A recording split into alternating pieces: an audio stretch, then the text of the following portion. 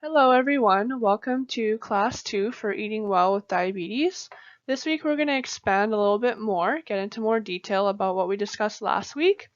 We'll add some carbohydrate counting, so if you really like numbers and budgeting, we can do so with your carbohydrate intake. And we'll also go over label reading and planning meals. The outline is going to be a review from last week, what you guys remember and maybe some things you learned. We'll discuss sugars and sweeteners, carbohydrate counting, how to plan your meals in advance or when putting your plate together, and also how to go through a food label. As a review from last week, you can flip to page 14 to follow along.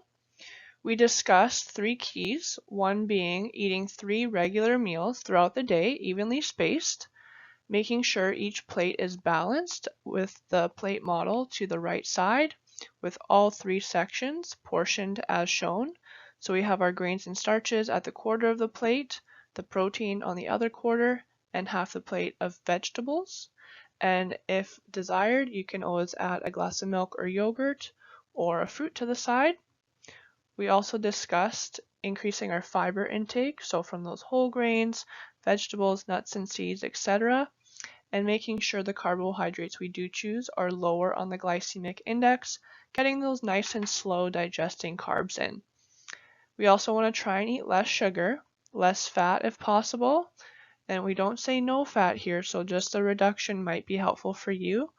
And also being mindful of our alcohol intake and making sure we are following the safe guidelines and ensuring that it is in fact safe for us to consume alcohol by checking with our doctor.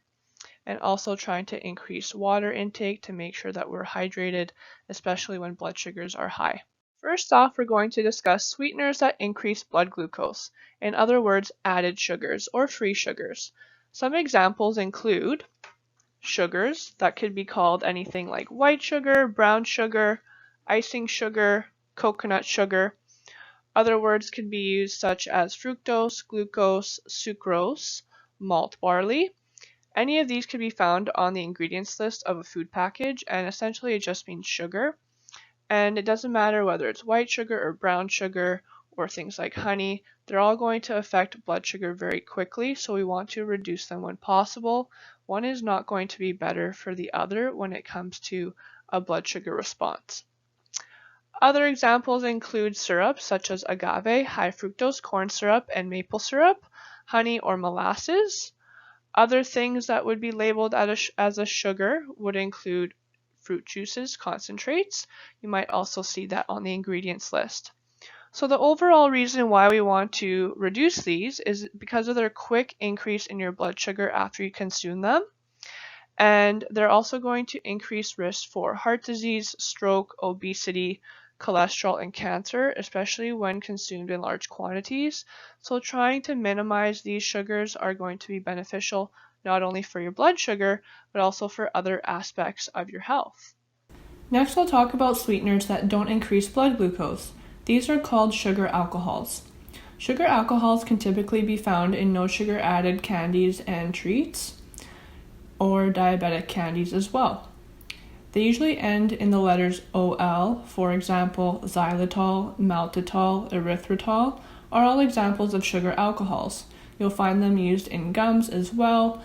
And one thing to note, if you are consuming sugar alcohols, even though they don't increase blood sugar, we're still going to want to minimize how much we're eating or watch the portion at least, because if we overconsume sugar alcohols, it can lead to stomach upset, gas, bloating, etc.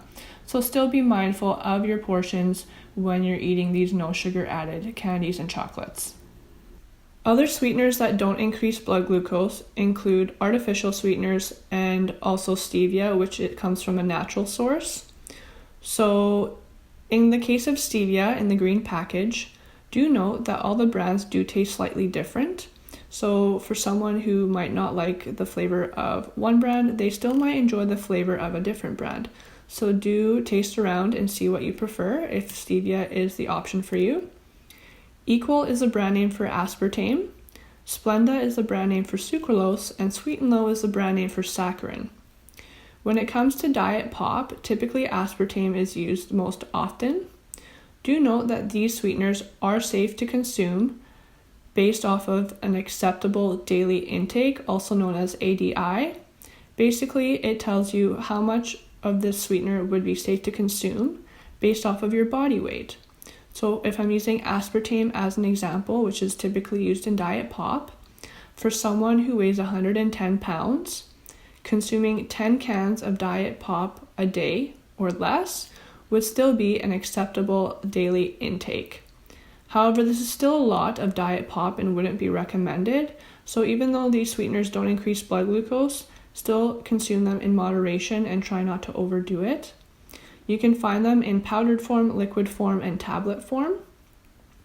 And do note that these sweeteners typically taste much sweeter than sugar, so you might have to use less, for example, in your tea or coffee. And if you would like more information on sugars and sweeteners, you can find a handout on the Diabetes Canada website. Next, we're going to talk about carbohydrate counting. It's a way of keeping track or counting the amount of carbohydrate you are eating to help manage your blood glucose. It is just another piece of information that you can use to see if the way you're eating is a good balance for your body. For example, if you're checking your blood sugar before the meal and 2 hours after the meal, knowing how much carbohydrate you ate at that meal is going to be helpful to let you know if that amount was right for you or if it needs to be adjusted. For example, if your blood sugar rose more than 2 or 3 points at the meal, reducing the amount of carbohydrate you consumed next time could be one way to help improve your blood sugar. There are 3 different ways to count your carbohydrates: the simple way, carbohydrate choices, and grams of carbohydrate method. Each way is getting slightly more exact, but depending on your preference, either one can be used. Now, before we start counting our carbohydrates, we need to remember which foods contain carbohydrates. So primarily we're going to be focusing on the foods in the far left column, the foods that increase blood sugar, with the exception of beans and lentils, which are a protein but can also increase blood glucose. So keeping in mind these foods, since it is called carbohydrate counting, we are only counting the grams of carbohydrate at that meal. First, we'll talk about the simple carbohydrate counting method. In this image, we have a plate that includes vegetables, the protein, and the grains. On the side, we have milk and fruit. Out of these sections, which areas or portions do you think that we'll be using to count our carbohydrates? Take a moment to think about it. If you guessed the grains, the milk, and the fruit, you were correct. So how much carbohydrate are each of these portions contributing? If we use 1 fistful on our plate of grains, we can count that as 30 grams of carbohydrate. That is the average amount of carbohydrate found in 1 cup of most grains. Next, we can think of 1 cup of fruit or 1 fist of fruit as 15 grams of carb, and 1 cup of milk as another 15 grams of carb. So we have a total here of 60 grams of carbohydrate if we're including all of these carbohydrate portions. That will be the maximum amount of carbohydrate you will want to consume at one meal that is recommended by the Canadian Diabetes Association and the guidelines. So if you did use the full 60 grams and your blood sugar went higher than ideal in this situation, or it rose more than 2 points, well, maybe next time you'd want to decrease it to 45 grams of carbohydrate, as long as you make sure you've eaten enough protein and vegetables at the meal. Carbohydrate choices. If you flip to page 20 in your On the Road to Diabetes Health booklet, you'll find a table. All the foods listed on this table and their portions are equal to 15 grams of carbohydrate. Knowing these portions will help you add up to your carbohydrate budget for the meal. So if you're trying to figure out how many slices of bread you can eat for 15 grams of carbohydrate, you would look under the grains and starches section. And here you'll see 1 slice of bread is equal to 15 grams of carb. How much blueberries can you eat for 15 grams of carb? Take a look in the fruit section, and you'll find that 1 cup of blueberries is equal to 15 grams. And on the alternative, Raspberries would be 2 cups for 15 grams of carbohydrate. So the portion does change depending on the fruit that you're eating. How many glasses of milk can you get for 15 grams of carbohydrate? If you look to the table, you'll see that 1 cup is equal to 15 grams. What about corn? If you look under the grain section, half a cup of corn is 15 grams of carb. And then the last thing we'll see there for the grain section is rice. How much rice is 15 grams of carb? A third of a cup cooked rice will be 15 grams of carb, meaning that 1 cup of cooked rice is equal to 45 grams of carb. If we think back to the previous slide, I mentioned that 1 cup of grains is typically 30 grams of carbohydrate. Well, rice is the only exception here. It is slightly higher in carbohydrate, so just keep that in mind when you're trying to stick to your carbohydrate budget for a meal. And then for fruits, the apples, oranges, and pears, a medium size would be 15 grams of carbohydrate.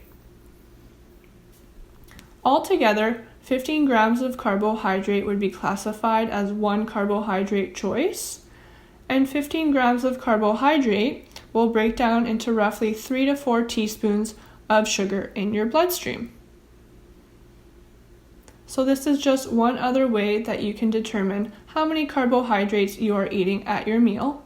A lot of people like using this table, so you might want to put it on your fridge for easy reference. The carbohydrate amount for most people typically lies between 2 to 4 carbohydrate choices at a meal, or 30 to 60 grams of carb per meal. If you're having snacks between your meals that contain carbohydrate, you might want to aim for the lower end of that range. 1 carbohydrate choice is recommended for snacks, making sure that you're not going over 15 grams of carbohydrate at a snack. Some examples are shown for you below. You could have a fruit, crackers and cheese, a glass of milk, or a no sugar added Greek yogurt. Alternatively, you can use plain Greek yogurt and add some fruit to that. If you're still hungry after eating your 15 gram carb choice at a snack, you can always add extra protein or vegetables. Vegetables and hummus or vegetables and dip would be an example of a lower calorie and lower carb snack choice, which might be beneficial if you're trying to lose weight. If you're aiming for the lower range of carbohydrates per meal and your blood sugars are still higher than you would like them to be, it would be a good idea to speak with your doctor to see if medications should be added to help you lower your blood sugar if diet and exercise alone are not helping enough. What is the right amount of carbohydrate for you? There are a few questions that you can ask yourself. Are you meeting your blood glucose targets? It is good if your blood sugar is staying within the 2 to 3 point rise after the meal. If your blood sugar is raising more than 3 points after the meal, you'll want to consider reducing how much carbohydrate you are consuming. For example, if you know you ate 60 grams of carbohydrate at a meal and it rose more than 3 points after 2 hours, then trying 45 grams of carbohydrate next time might be a good option. And this is considering that the rest of your plate was balanced, making sure there was enough protein, vegetables, and that the carbohydrate you chose was a slow digesting carbohydrate.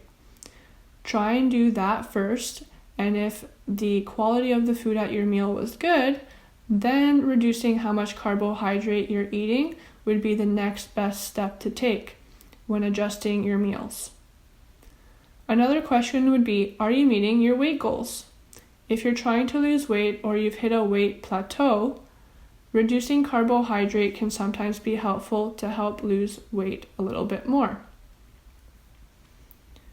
Also making sure we're not under eating. So if you are reducing your carbohydrates, you will probably have to increase how much vegetables you're eating and perhaps increasing your protein intake a little bit and potentially fat as well. Other things to consider are your age, gender, activity level, and preferences. As we grow older, our carbohydrate tolerance typically goes down. So you might have to eat less carbohydrates as you grow older. Gender Men typically have a higher carbohydrate tolerance than women. Generally, they have more muscle mass, so the more muscle you can build, even as a woman, can increase your carbohydrate tolerance. Activity level. Different times of the day, you might have a different carbohydrate budget. For example, if you're sitting at work all day long and not really moving much, your carbohydrate budget might be lower at breakfast and lunch compared to dinner if you're doing activity in the evening. Preferences. Many people enjoy the taste of carbohydrate, so you want to make sure you're eating the amount that you can sustain long term. If you're aiming for 30 grams of carbohydrate, which is the lower end, and this is too restrictive for you and you're having a difficulty sticking to it, then this might not be the option for you. Having an appointment with your registered dietitian at the diabetes clinic to discuss your options and find a plan that works for you long term will be the best case. You don't want to stick to something only for a short period of time that you think won't work for you long term. We're trying to find something that will be easy for you to maintain throughout your lifetime. Next, we'll go on to planning meals and carbohydrate counting for some sample meals ahead to give you guys some fun practice on how to count carbohydrate at your meals. Here's a sample breakfast option for you. It has 3 carbohydrate choices. 1 orange would be one choice, 1 slice of whole grain toast would be the second, and 1 cup of milk would be the third. So 3 choices of 15 grams of carbohydrate makes it a total of 45 grams of carb for the meal. And remember, we still want to make sure it's a balanced meal, so ensuring there's a protein choice at breakfast is very important.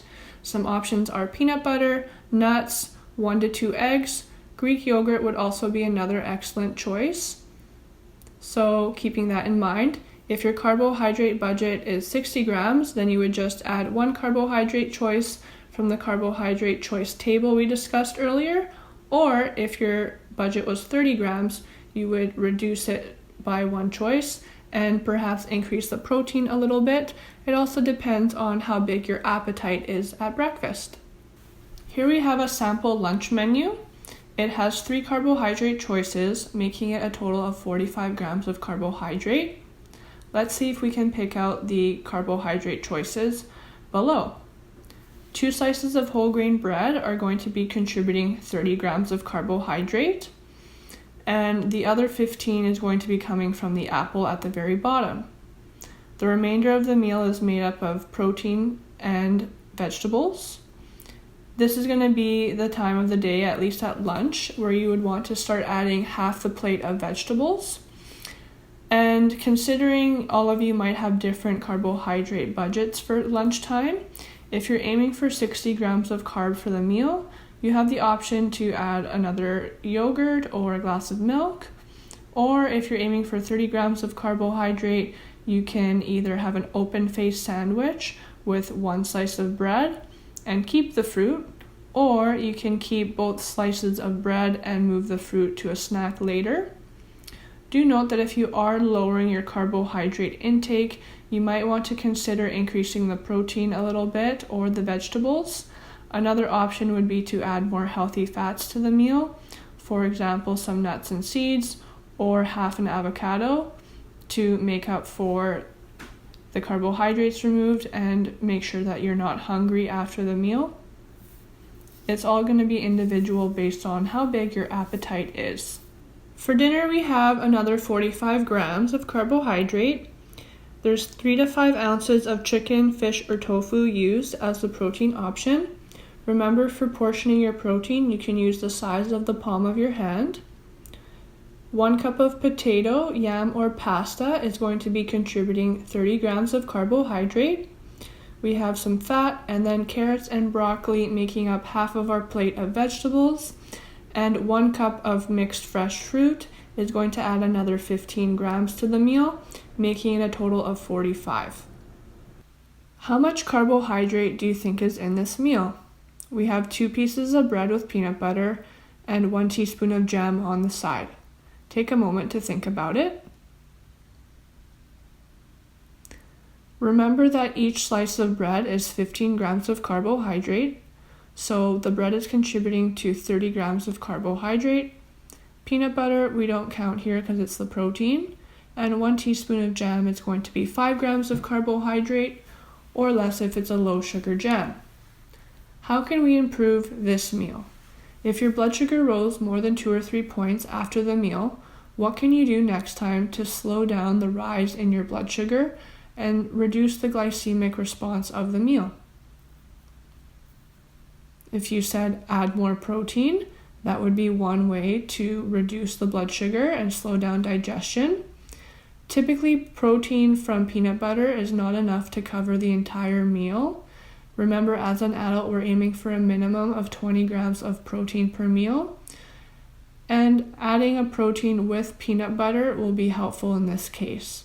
So remember that peanut butter typically needs another protein to be paired with it. At breakfast, you could add egg, nuts, seeds, yogurt on the side, or some cheese. Another way to reduce the glycemic response is to increase the fiber of the meal. So if you're only using a whole wheat bread, that might not be adding enough fiber. Increasing to a whole grain bread or sprouted grain bread would be a way to add more fiber to the meal. You could also sprinkle things like hemp seeds or chia seeds on top of your peanut butter toast. How much carbohydrate do you think is in this meal? We have a quarter of our plate, or half a cup of corn, as our carbohydrate choice, 1 pear, and 1 glass of milk. The corn is going to be contributing to 15 grams of carbohydrate. 1 glass of milk would be 15, and the 1 fruit, the pear, is going to be adding another 15. The total carbohydrates for this meal is 45 grams, which is right in the middle of our recommended carbohydrate range for a meal. So right between 30 and 60. Remember, you can always increase this slightly. If you're aiming for 60 grams of carbohydrate, you might want to opt for 1 cup of corn instead of half a cup. And alternatively, if you're going for 30 grams of carb, you might want to move either the milk or the fruit to a different time of the day. Now that you've had some practice on the past few slides, let's make this a little bit more challenging. Here we have a burger and a large fries with a Coke in the back. How many carbohydrates do you think is in this meal? Take a wild guess. Do you think that it's in the double digits or the triple digits of carbohydrates? This meal has an amount of carbohydrate coming from the bun, the fries, and the Coke. So first off, the large bun is going to be 45 grams of carbohydrate. The 1 can of Coke is 42 grams of carb, and a large fries is 75 grams of carbohydrate, making this meal a grand total of 162 grams of carbohydrate for this meal. So if we're going to a restaurant or somewhere and we know we're going to want to order a burger and fries, how can we make this a little bit more blood sugar friendly, now that we know that we're trying to stay under 60 grams of carbohydrate in a meal? Even if we go slightly over, if we're eating out, that's okay, but going over 100 grams of carbohydrate is very excessive. So let's take a look. I would think changing to a Diet Coke or switching to a lemon water would be an easy fix to automatically remove 40 grams of carb. Next, if we look at the food, instead of ordering a large fries, if we're eating the entire bun, then perhaps switching to a small fries with a side salad would be better. On the contrary, if we're doing a lettuce wrap burger, we would perhaps maybe order a medium-sized fries. Some places often offer the option to have a half order of fries and a half order of salad, so you can have a little bit of both. And if you're eating with other people, you can always share some of your fries as well. Depending on what your preference is, either of those routes would be okay, but do try and keep the amount of carbohydrate you consume at a meal in mind to prevent large blood sugar responses after the meal. The last method to use to measure your carbohydrates at a meal is the grams of carbohydrate method. The ways to do that is to look at websites, smartphone applications, food labels, books, and cookbooks that have the nutrition facts available. In this case, you're looking at the carbohydrate line, and it's going to tell you the exact amount of carbohydrate grams in that portion of food. So specifically, if something is coming in a package or label, it will have a nutrition facts table on it, and you can look at the exact amount of carbohydrates for that food. Introduction to label reading. There are 3 key pieces of information you can look at when reading a label: the ingredients list, nutrition facts table, and the nutrition claims. On the far left in the ingredients list, you'll see a bunch of ingredients listed. They are listed in order by what was used the most and what was used the least according to weight. So in this case, the wheat bran was the most used ingredient when creating the all bran cereal. Next, we have the nutrition facts table. You'll see amount of grams and milligrams listed to all of the nutrients. So this is particularly helpful when we're trying to look at how many grams of carbohydrate are in a serving of food. For the sake of today's class, we're only going to focus on carbohydrate. Fat and sodium will be discussed next week in class 3. Nutrition claims are usually found on the front of the box, and these claims are made and regulated statements by Health Canada if a food product meets a certain set of criteria. So in this case, the claim is a very high source of fiber. For something to be allowed to use that statement, it needs to have at least 6 grams of fiber per serving or more. If it was not following that guideline, it would not say it on the front of the box, according to Health Canada's regulations. Let's take a closer look at a nutrition facts label. The first thing you'll want to look at on the label is the serving size. Here we have 4 crackers. You can ignore the 18 grams there. Some people might get confused and think that's the carbohydrate. That is simply just the weight in actual grams of those 4 crackers. So you'll have to go down the list to where it says carbohydrate to find the actual grams of carbohydrate in the food for your carbohydrate counting. So here we have 13 grams of carbohydrate for 4 crackers and 2 grams of fiber. Remember to subtract the fiber in all cases, and this brings us to 11 grams of available carbohydrate for these 4 crackers, and that is what you're going to use when counting your carbohydrates at a meal or a snack. Now we have another fun activity. If you want to go grab a nutrition facts label for bread that you have on hand, it would be very helpful. You can pause the video now. If you've come back with your bag, or if you just want to use this photo, we'll get started. First thing, look at the serving size. How many slices of bread is listed on the nutrition facts table? Here we have 1 slice. Next, we'll go down to where it says carbohydrate. There are 18 grams of carbohydrate and 4 grams of fiber. To figure out the total amount of carbohydrate that is going to affect your blood sugar, you need to subtract the fiber. 18 minus 4 means I have total of 14 grams of net carbohydrates for this 1 slice of bread on the page here. See the bread formula on the slide. 1 slice carbohydrate minus fiber should equal 15 grams of net carb or less. So after you subtract the fiber, we want the total amount of carb to be less or equal to 15 grams of carbohydrate. Looking for a bread that specifically has 3 to 4 grams of fiber per more for a slice of bread would be recommended. So now you can compare and see how your bread bag did as an example. And if it's not following the bread formula, next time you go to the grocery store, you can try and find one that does. When it comes to meal planning, what are some of the challenges? We often hear that time is a barrier. Finding the time to think of what you're going to make, to create a list, go to the grocery store and cook the meal is quite the process. But if you're noticing some issues, trying to think of ways to get around them in advance is going to be very helpful. For example, if you know you're not going to have time to cook during the week, finding some time on the weekend to batch cook some meals that you know will last a few days in the fridge or that you can freeze and use later on when you don't have time to cook during the week is going to be very effective. You might want to think of 1 to 2 different meal options for both breakfast, lunch, and dinner. That way you'll have enough meals that'll last you most of the week. You can also keep it simple by remembering the plate method. When you're thinking of meals, thinking of a vegetable option, a grain option, and a protein option, and mixing them together and choosing foods that are easily combinable will make it much easier when you're eating throughout the week.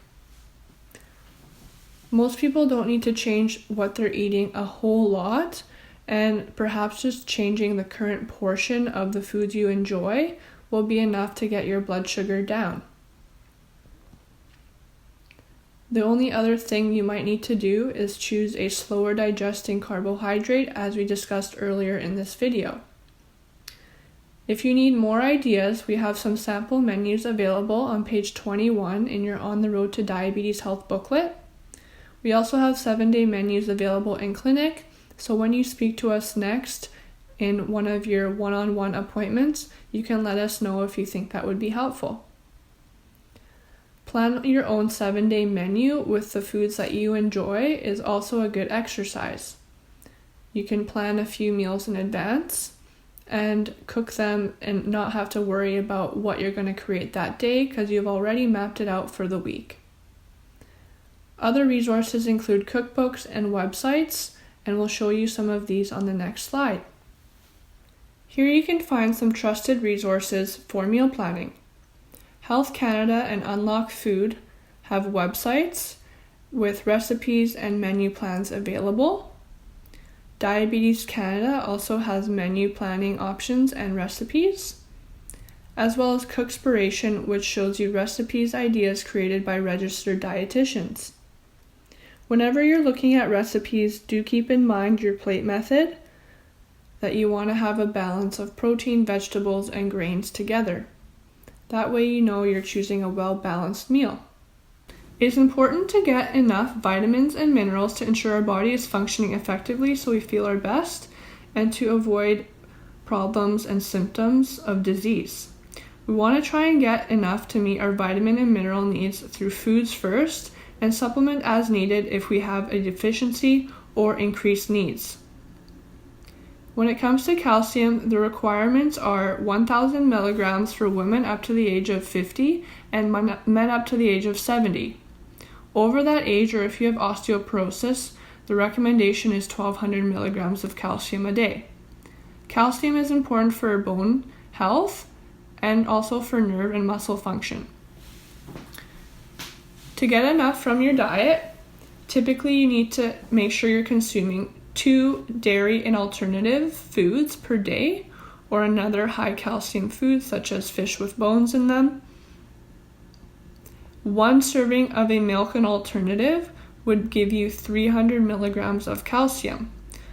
1 serving of milk and alternatives could be 1 glass of milk, or fortified soy milk or almond beverage. 3/4 of a cup of Greek yogurt would be another serving, or 1 ounce of cheese. So trying to get these servings in your day at least 2 times would be recommended. And the remaining calcium would be coming from a well-balanced diet, which typically contributes another 300 milligrams of calcium. If you're having a hard time getting these high calcium foods into your diet, you could opt for a calcium supplement tablet, typically in the 500 milligram range, which would replace 1 of your calcium-rich food servings. For example, if you only eat yogurt on most days and you don't eat milk or cheese, then having 1 tablet of calcium can replace your second required serving if you are aiming for 1,000 milligrams of calcium. If your goal is 1,200 milligrams of calcium, then you would require 3 daily calcium-rich food servings. On to vitamin D. Vitamin D is important for your immune function, healthy bones, and also for reducing insulin resistance. Health Canada recommends that all Canadians supplement with vitamin D daily who are over the age of 50. For other people, adults up to the age of 70 require a minimum amount of 600 international units of vitamin D daily. If you're over the age of 70 or you have osteoporosis, you need 800 international units. Do note that the safe limit is 4,000 international units of vitamin D per day. However, it is not recommended to take more than 2,000 international units without medical supervision. So for most people, supplementing with 1,000 to 2,000 international units per day is generally safe. However, it's always a good idea to check with your doctor or dietitian first if you have other medical conditions. For those younger adults below the age of 50, it would still be recommended to supplement with vitamin D in the winter months, specifically if you live in Canada when sun exposure is minimal. On to vitamin B12. Vitamin B12 is very important for nerve function. If you have a deficiency, you might experience symptoms such as numbness or tingling in the hands or feet, or memory loss. If the deficiency lasts a long time, it can result in irreversible nerve damage. If you are taking metformin, it is recommended to take at least 2.4 micrograms of vitamin B12 daily, as metformin can result in vitamin B12 deficiency by reducing the amount of vitamin B12 that's absorbed from your food. If you have been taking metformin for a while now without any supplementation, it might be a good idea to ask your doctor to check your vitamin B12 level on your next blood work. If your level does come back at a lower level, then you would be required to take a higher dose for an extended period of time to bring the level back up to normal. Lastly, we have vitamins and minerals. This is generally safe for most people to take, but can be specifically helpful if you're restricting your food intake for weight loss, or if you have any food intolerances and have to avoid specific foods. You can, however, have your vitamin B12 and vitamin D needs met as well through a multivitamin, so you can cover multiple areas with just one pill, and it will also give you a small amount of all the other vitamins and minerals as well. That concludes this week's session. If you have any questions, please note them down to ask us at your next appointment or group appointment.